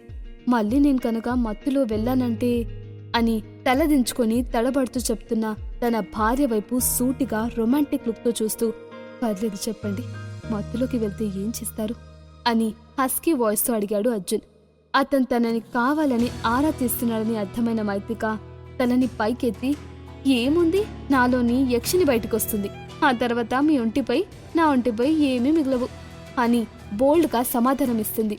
దాంతో అర్జున్కి చిన్నగా పొలమారి తలపై చిన్నగా తట్టుకొని మైత్రిక బోల్డ్ ఆన్సర్కి అవాక్కై చూశాడు. ఇంకా నయం, ఆ యక్షినిలా అంతా అయిపోయాక గుండెకాయని తింటానలేదు అని చిన్నగా నిట్టూరుస్తూ అన్నాడు అర్జున్. ఓ, అదొకటి ఉంది కదా అర్జున్, అయితే నేను కూడా యక్షినిలా నిన్ను రేప్ చేసి ఆ తర్వాత నీ గుండెని తినేస్తా అని చెప్పి తన పెదవులని నాలుకతో తడిపి కావాలని యక్షినిలా యాక్ట్ చేస్తుంది మైత్రిక. దాంతో అర్జున్ తన చైర్లోంచి పైకి లేచి ఆమెకు తగ్గట్టు యాక్ట్ చేస్తూ, వామ్మో డార్లింగ్ గారు, వద్దండి ప్లీజ్, నాకు భయమేస్తుంది అని అంటూ మెల్లిమెల్లిగా వెనక్కి వెళ్తున్నాడు. మైత్రిక కూడా తను ఉన్న ప్లేస్ నుంచి పైకి లేస్తూ కావాలని యక్షినిలా వయ్యారంగా నడుస్తూ, అర్జున్, నన్ను వదిలి వెళ్ళకు, నువ్వు ఈరోజు నా కామ వాంఛకి బలి కావాల్సింది. నీ గుండెని టేస్ట్ చేయాలని నా నాలుక తహతహలాడిపోతుంది అంటూ నాలుకని అటూ ఇటూ కదిలిస్తూ అర్జున్కి దగ్గరగా వెళ్ళింది.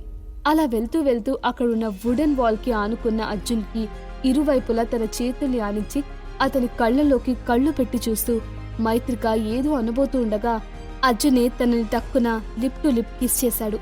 అతను చేసిన పనికి మైత్రిక ఓ 2 సెకండ్ల పాటు తడబడగా టక్కున ఆమె నడుముని పట్టుకుని తాను ఉన్న పొజిషన్లో మైత్రికను పెట్టి ఈసారి అర్జున్ తన చేతులను ఆమెకి ఇరువైపులా ఆనించి మైత్రికను ఎటూ కదలనివ్వకుండా బ్లాక్ చేశాడు. దాంతో మైత్రిక హార్ట్ బీట్ అమాంతం పెరిగిపోయింది. ఆ తర్వాత మైత్రిక తన చేతులతో అర్జున్ మెడని చుట్టేసుకుని అర్జున్ పెదాలపై కిస్ చేస్తుంది. ఇద్దరు అలా డీప్గా కిస్ చేసుకుంటూ వెళ్తూ మూన్ లైట్ డిన్నర్ కోసమని ఏర్పాటు చేసిన టేబుల్ పైకి వాలిపోయారు. మైత్రిక టేబుల్ పై ఉంటే ఆమె మీద అర్జున్ ఉన్నాడు. అతని చెయ్యి మైత్రిక నడుముని సుతారంగా తాకుతూ ఉంది. మైత్రిక అర్జున్ వైపు తన చేతి వేళ్ల గోర్లతో ఘాట్లు పెడుతుంది. అంత గాఢంగా ఉంది వాళ్ళిద్దరి ముద్దు. వాళ్ళిద్దరి మధ్య జరిగిన ముద్దుల ఘర్షణకు మైత్రిక రెడ్ శారీ కాస్త అస్తవ్యస్తంగా తయారైంది. అర్జున్ షర్ట్ బటన్స్ కూడా దాదాపు ఊడిపోయాయి. మైత్రిక కిస్ చేస్తూనే అతని షర్ట్ బటన్స్ ని పీకేసింది. దాంతో అర్జున్ ఆమెను విడిచిపెట్టి, మిస్ జూనియర్ యక్షిని గారు, ఇక ఈ ముద్దులాట చాలు. నేను మీకోసం ఏర్పాటు చేసిన ఈ మూన్ లైట్ డిన్నర్ కాస్త 6 బయట రొమాన్స్ పార్ట్ 2 అయిపోయేలా ఉంది అని చెప్పి మీద నుంచి పైకి లేచి మైత్రికని తన చేతిని అందించాడు. ఆమె చిన్నగా సిగ్గుపడుతూ పైకి లేచి పక్కకు వచ్చి చీరను సర్దుకోగా, డార్లింగ్ గారు 2 మినిట్స్ అని చెప్పి టకటకమని డైనింగ్ టేబుల్ మొత్తాన్ని నీట్గా సర్దేసి మళ్ళీ క్యాండిల్స్ని వెలిగించాడు అర్జున్. మైత్రికకు తన చైర్ని వెనక్కి లాగి కూర్చోమన్నట్లుగా సైగ చేస్తూ, డార్లింగ్ గారు ప్లీజ్ అని చెప్పాడు అర్జున్. మైత్రిక స్టైల్గా నడుచుకుంటూ వచ్చి అర్జున్ వెనక్కి లాగిన చైర్లో కూర్చుంది. ఆ తర్వాత ఇద్దరు కలిసి రెడ్ వైన్ తాగుతూ చాలాసేపు కబుర్లు చెప్పుకున్నారు.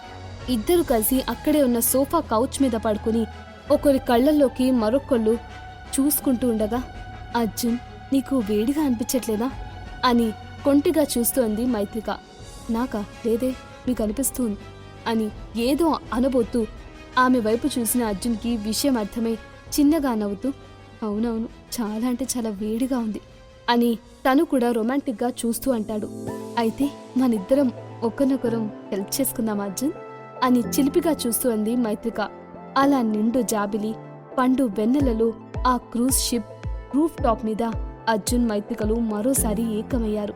మరుసటి రోజు ఉదయాన్నే గట్టిగా ఆవలేస్తూ నిద్రలేచిన అర్జున్ తను ఉన్న పొజిషన్ని చూసి చిన్నగా నవ్వుతూ మైత్రిక నుదుటిపై చిన్నగా ముద్దు పెట్టి, డార్లింగ్ గారు గుడ్ మార్నింగ్ అని అన్నాడు.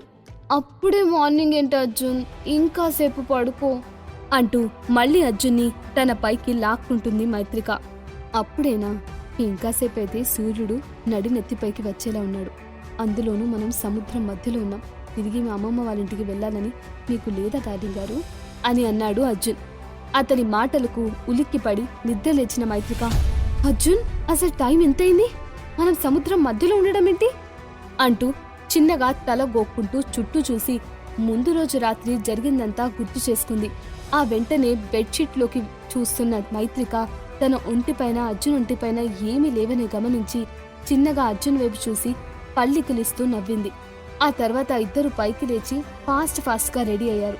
ఇద్దరు స్పేర్ బట్టల్ని తెచ్చుకోకపోవడంతో ముందు రోజు కట్టుకున్న బట్టల్ని మళ్ళీ కట్టుకున్నారు.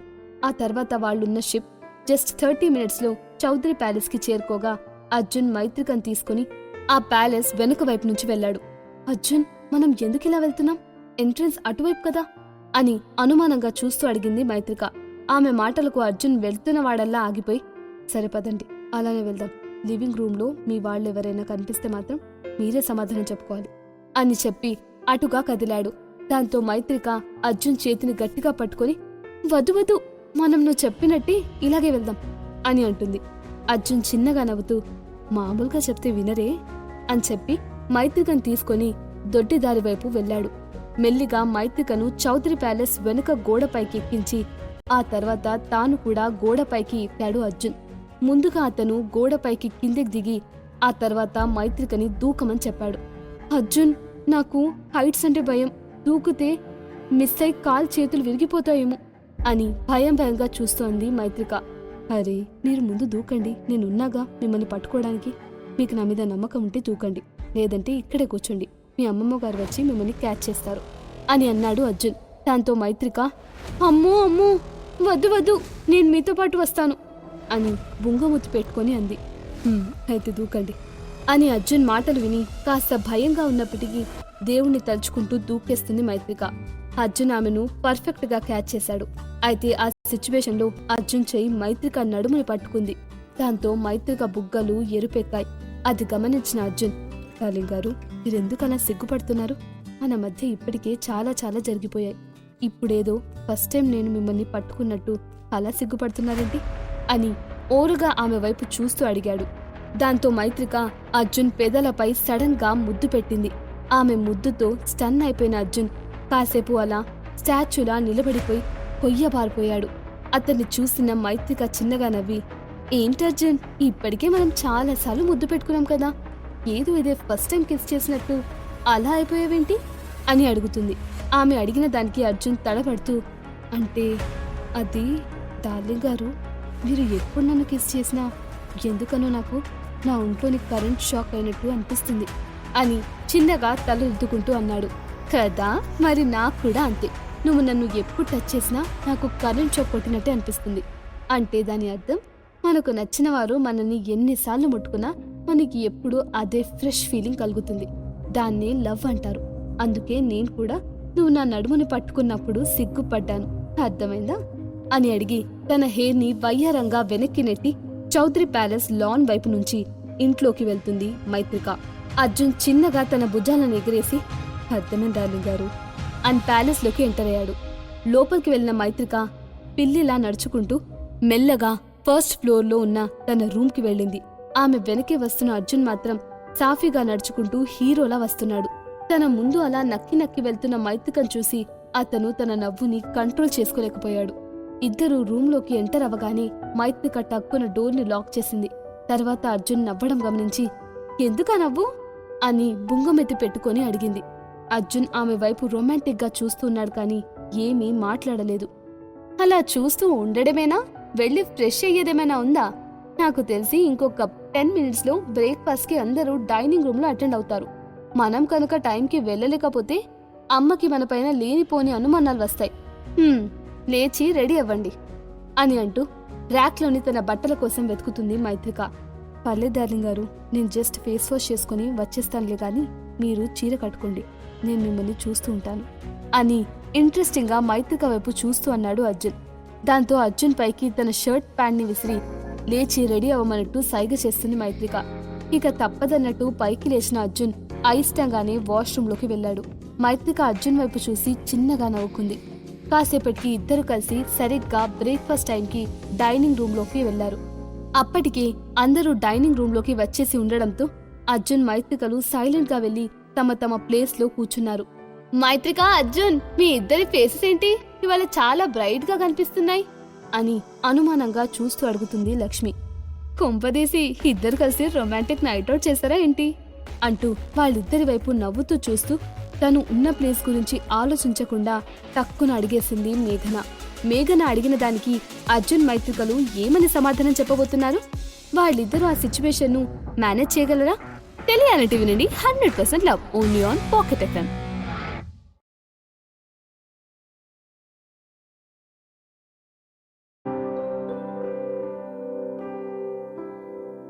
Episode 121 vintage love story. Breakfast కోసమని డైనింగ్ టేబుల్ దగ్గరికి వచ్చిన అర్జున్ మైత్రికల వైపు చూసి ఇద్దరూ ముందు రోజు రాత్రి రొమాంటిక్ నైట్ ని స్పెండ్ చేశారా అని అడుగుతుంది మేఘన. ఆమె అన్న ఆ మాటతో తన చుట్టుపక్కలున్న అందరి చూపులు మేఘన వైపు వాలాయి. దానితో సిచ్యువేషన్ ని రియలైజ్ అయిన ఆమె సైలెంట్ అయిపోయింది. లక్ష్మి తన కూతురు వైపు గుర్రుగా చూస్తూ సైలెంట్గా ఉండలేవా అని చిన్నగా మేఘనకు మాత్రమే వినిపించేలా తిడుతుంది.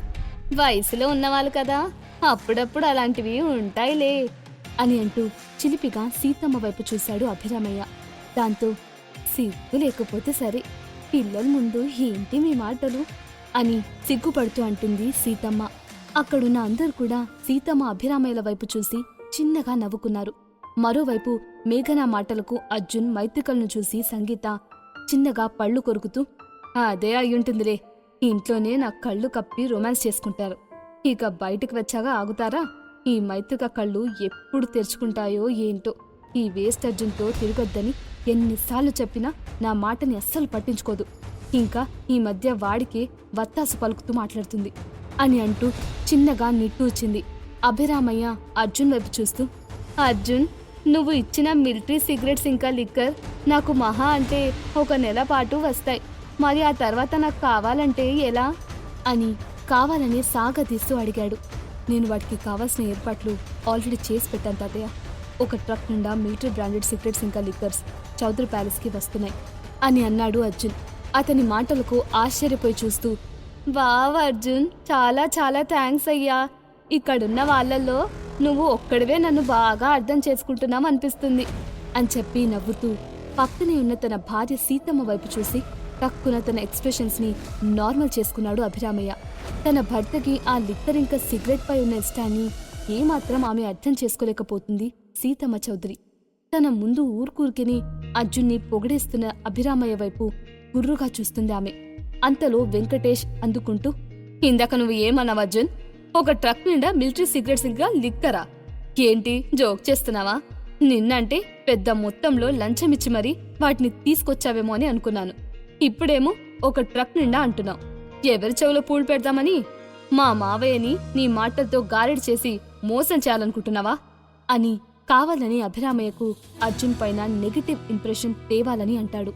అర్జున్ సూటిగా చూస్తూ తాతయ్యని మోసం చేయాల్సిన అవసరం నాకు లేదు, నిజంగానే ఇక్కడికి ఒక ట్రక్ నిండా మిలిటరీ సిగరెట్స్ ఇంకా లిక్కర్స్ వస్తున్నాయి, కాసేపైతే మీరే చూస్తారుగా అని స్ట్రెయిట్గా చూస్తూ అన్నాడు. అసలు అది ఎలా పాసిబుల్ అంటావ్? మేం మాకున్న ఇన్ఫ్లుయెన్స్తోనే అలాంటి మిలిటరీ స్టఫ్ని తీసుకురాలేము. ఏ ఉద్యోగం లేని నువ్వేమో ఒక ట్రక్ నిండా వాటిని తెప్పిస్తున్నావు అంటున్నావు. మేము ఏ విధంగా నీ మాటల్ని నమ్మాలి అని అడిగాడు మూడో అల్లుడు యోగేశ్వర్.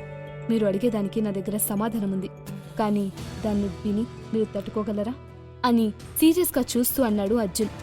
ఏంటో అది అని కాస్త వెట్టకారంగా అన్నాడు వెంకటేష్. మీరు రీసెంట్గా గోవాకి వచ్చిన బిగ్ కమాండర్ గురించి వినే ఉంటారు కదా, అతను ఎవరో కాదు, నేనే అని అన్నాడు అర్జున్. అతను ఆ మాట అనడం ఆలస్యం. పళ్ళున నవ్వాడు వెంకటేష్. ఆ వెంటనే అక్కడున్న వారందరూ కూడా అతనికి జత కలుపుతూ నవ్వారు. వాళ్ల రియాక్షన్స్ కి అర్జున్ చిన్నగా నిట్టూర్చాడు తప్పించి మరి ఏమీ మాట్లాడలేదు. అప్పుడే బయట సెక్యూరిటీ గార్డ్ లోపలికి వచ్చి, సార్, బయట ఒక ట్రక్ వచ్చి ఆగింది. ఏవో లిక్కర్స్ ఇంకా సిగరెట్స్ ఉన్నాయట. వాటిని మన వైన్ రూమ్ లోకి ప్లేస్ చేయాలని అడుగుతున్నారు అని అన్నాడు. ఆ సెక్యూరిటీ మాటలు విన్న అక్కడి వారందరూ కూడా ఆశ్చర్యపోయి మరీ అర్జున్ వైపు చూశారు. అర్జున్ మాత్రం తన బ్రేక్ఫాస్ట్ ని ఫినిష్ చేస్తూ చాలా కామ్గా ఉన్నాడు. ఆ వెంటనే అక్కడున్న వారందరూ పరుగున బయటికి వెళ్లారు. ఒక సీతమ్మ అభిరామయ్య తప్పించి అర్జున్ మాత్రం మెల్లిగా తన బ్రేక్ఫాస్ట్ ని ఫినిష్ చేసి స్టైల్ గా నడుచుకుంటూ బయటికి వెళ్లాడు. అప్పుడే అక్కడికి వచ్చిన ట్రక్ నుంచి మిలిటరీ సిగరెట్స్ ఇంకా లిక్కర్ బాక్సెస్ ని కిందికి దింపి చౌదరి ప్యాలెస్ లోకి తీసుకొస్తున్నారు. అయితే అక్కడే ఉన్న ఆకాష్ దగ్గరుండి మరీ లోడ్ ని లోపలికి పంపిస్తూ ఉండగా అతన్ని చూసిన యోగేశ్వర్, అరే సరు, అచ్చుడు, మన కాబోయే అల్లుడు అక్కడున్నాడు అంటూ అటుగా చూపిస్తూ అన్నాడు. అతని మాటలకు మిగతా అందరూ కూడా ఆ ట్రక్ వైపు తీక్షణంగా చూడగా అక్కడ కనిపించిన ఆకాష్ని చూసి వాళ్ళందరూ ఆశ్చర్యపోయారు. అమ్మో అమ్మో, ఎంత మోసం! నా అల్లుడు ఇంత కష్టపడి మా నాన్న కోసమని ఈ సిగరెట్ లిక్కర్స్ తెప్పిస్తే ఈ అర్జున్ దొంగ మాటలు చెప్పి క్రెడిట్స్ మొత్తాన్ని తన అకౌంట్లోకి వేసుకోవాలని చూస్తున్నాడు అని పళ్ళు కొరుకుతూ అంది సరస్వతి. దాంతో సంగీత చిన్నగా తలదించుకుని, ఈ అర్జున్కి వేరే పని పాట ఏమీ లేదా, నా పరువు తీయడానికి తగలడ్డాడు అని తనలో తానే అనుకుని కోపంగా అతని వైపు చూస్తుంది. అర్జున్ అవేవి పట్టించుకోకుండా చాలా సైలెంట్గా ఉన్నాడు. మైత్రిక కంగారుగా అర్జున్ వైపు చూడగా అతను ఏం కాదన్నట్టు చిన్నగా కనురెప్పల్ని ఆపాడు. అప్పుడే అక్కడున్న అందరినీ చూసిన ఆకాష్ ఫాస్ట్గా నడుచుకుంటూ వాళ్ళ దగ్గరకు వచ్చి అర్జున్కి సెల్యూట్ చేయబోతుండగా అతను వద్దన్నట్టు సైగ చేయడంతో టక్కున తన చేతిని వెనక్కి తీసుకున్నాడు. ఆకాష్ తన కాబోయే అత్తమామ వైపు చూస్తూ, గుడ్ మార్నింగ్ అత్త మామయ్య అని చెప్పి అక్కడే ఉన్న శోభా వైపు తిరిగి, గుడ్ మార్నింగ్ శోభా అని ఆమె వైపు చూసి చిన్నగా స్మైల్ చేస్తూ అన్నాడు. గుడ్ మార్నింగ్ ఆకాష్ అని అన్న యోగేశ్వర్ ప్రౌడ్గా అతని వైపు చూసి ఆ వెంటనే అక్కడున్న అందరిని చూస్తూ, ఆకాష్ అంటూ అతని భుజం మీద చేయి వేసి చిన్నగా తట్టి, we are really proud of you man. నువ్వు చాలా కష్టపడి వీటిని ఇక్కడికి తీసుకొచ్చినట్టున్నావు. ఐపీఎస్ ఆఫీసర్ అయిన నాకే మిలిటరీ సెక్షన్ నుంచి సిగరెట్స్ ఇంకా లిక్కర్స్ తెప్పించుకోవడం అనేది అసాధ్యమైన పని. అలాంటిది నువ్వు ఒక టక్ నిండా స్టాక్ ని పట్టుకొచ్చావంటే నువ్వు సామాన్యుడివి కాదని అర్థమవుతుంది అని చెప్తూ ఉండగా ఆకాష్ మధ్యలో మాట్లాడాలని ట్రై చేస్తూ, అది మామయ్య, మీరు తప్పుగా అర్థం చేసుకుంటున్నారు. ఈ స్టాక్ ని తెప్పించింది నేను కాదు అంటూ అతను ఏదో చెప్పబోతుండగా అర్జున్ కాస్త దూరం నుంచి చూస్తూ చెప్పొద్దన్నట్టు సైగ చేశాడు. చెప్పాలంటే అర్జున్ ఇలాంటి సిచ్యువేషన్స్ ని చాలా ఈజీగా తీసుకుంటాడు. ఎందుకంటే ఇలాంటి సమయాల్లోనే అవతలి వాళ్ళ నిజమైన స్వభావమేంటో బయటపడుతుంది. తను నిజంగా ప్రేమించేవాళ్ళు అర్జున్ ఎలాంటి పొజిషన్లో ఉన్నా అతనికి తోడుగా ఉంటారు. ఎగ్జాంపుల్కి మైత్రికలాగా. అందుకే అతనికి తన భార్య అంటే అంత ప్రేమ. అర్జున్ ఆకాష్ని ఏమీ మాట్లాడనీయకుండా కట్టి పడేయడంతో చౌదరి ఫ్యామిలీ మెంబర్స్ చేస్తున్న ఓవర్ యాక్షన్కి సమాధానం ఇవ్వలేక, అలా అని ఇవ్వకుండా ఆగను అలేక మధ్యలోనే సతమతమైపోయాడు అతడు. ఏ అర్జున్, కాస్త నువ్వు నా కాబోయే అల్లుడిని చూసి నేర్చుకో. తనకు ఇంత గొప్ప ఇన్ఫ్లుయెన్స్ ఉన్నప్పటికీ నీలా అబద్ధాలు చెప్పకుండా ఎంత ఒదిగ్గా ఉన్నాడో చూడు అని అర్జున్ వైపు కోపంగా చూస్తూ అని, ఆకాష్, నువ్వు ఇంట్లోకి రా బాబు. మనం వెంటనే అసలు నిజాన్ని మా అమ్మ నాన్నలకు చెప్పాలి. వాళ్ళు ఈ అర్జునే ఇవంతా తెప్పించాడని అనుకుంటున్నారు అంటూ బలవంతంగా అర్జున్ని లోపలికి తీసుకెళ్లారు సరస్వతి, యోగేందర్లు. లోపలికి వెళ్ళగానే, అమ్మా నాన్న, మీరు అనవసరంగా అసలు నిజం తెలియక ఈ అర్జునే తెగ పొగడేశారు. ట్రక్ నిండా మిలిటరీ సీక్రెట్స్ అండ్ లిక్కర్స్ ని తెప్పించింది మా కాబోయే అల్లుడు ఆకాష్. ఈ అర్జున్ చెప్పినవన్నీ అబద్ధాలే. కావాలనే క్రెడిట్స్ అన్నిటినీ తన ఖాతాలోకి వేసుకోవాలని దుర్బుద్ధితో నిన్నటి నుంచి నాటకమాడాడు అని అంటుంది సరస్వతి. ఆమె మాటలకు తన కుర్చీలోంచి పైకి లేచిన సీతమ్మ చౌదరి, సరస్వతి, నువ్వు చెప్తుంది నిజమేనా అని అనుమానంగా చూస్తూ అడిగింది. అవునమ్మా, ఇదిగో మన వాళ్ళందరూ కూడా బయట ఆకాష్ దగ్గరుండి మరి మిలిటరీ స్టాక్ ని లోపలికి పంపించడం కళ్ళారా చూశారు. అప్పుడే మాకు ఈ విషయం అర్థమైంది అని అంటుంది సరస్వతి. సమయానికి ఆకాష్ ఇక్కడికి రాబట్టే సరిపోయింది. లేకపోయింటే మామయ్య గారు, మీరు ఈ అర్జున్ మోసపూరితమైన మాటల్ని నమ్మేసేవారు అని అన్నాడు యోగేందర్. దాంతో సీతమ్మ చౌదరి ఎరుపెక్కిన మొహంతో అర్జున్ వైపు చూస్తూ, నా మనవరాలు మైత్రిక మొహం చూసి నిన్ను ఏమీ అనకుండా విడిచిపెడుతున్నాను. ఇంకొకసారి ఇలాంటి చీప్ ట్రిక్స్ వేశావంటే మాత్రం అంటూ తన పళ్లను పటాపటా కొరుకుతుంది. అంతలోని అభిరామయ్య ఇన్వాల్వ్ అవుతూ, సీతా డార్లింగ్, మీరందరూ తొందరపడుతున్నారేమో. నాకెందుకో వీటిని మన మైత్రిక హస్బెండ్ అర్జునే తెప్పించాడని అనిపిస్తుంది. అతని మాటల్లో, ఎక్స్ప్రెషన్స్ లో నాకు ఎలాంటి అబద్ధము కనిపించట్లేదు. మనం దీని గురించి పూర్తిగా విచారించడం మంచిదని నా అభిప్రాయం అని ఏదో అంటూ ఉండగా ఇక చాలన్నట్టు తన చేతిని అడ్డుపెట్టి చూపిస్తుంది అతని భార్య. ఆ వెంటనే ఆమె ఆకాష్ వైపు చూస్తూ, ఆకాష్, అసలు నిజం నువ్వే చెప్పు. ఈ మిలిటరీ లిక్కర్ ఇంకా సిగరెట్స్ ని తెప్పించింది నువ్వేనా లేక ఈ అర్జునా అని సీరియస్ గా చూస్తూ అడిగింది. ఆమె ప్రశ్నకు ఆకాష్కి ఏం చెప్పాలో అర్థం కాక కాస్త ఇబ్బందిగా ఫీల్ అవుతున్నాడు.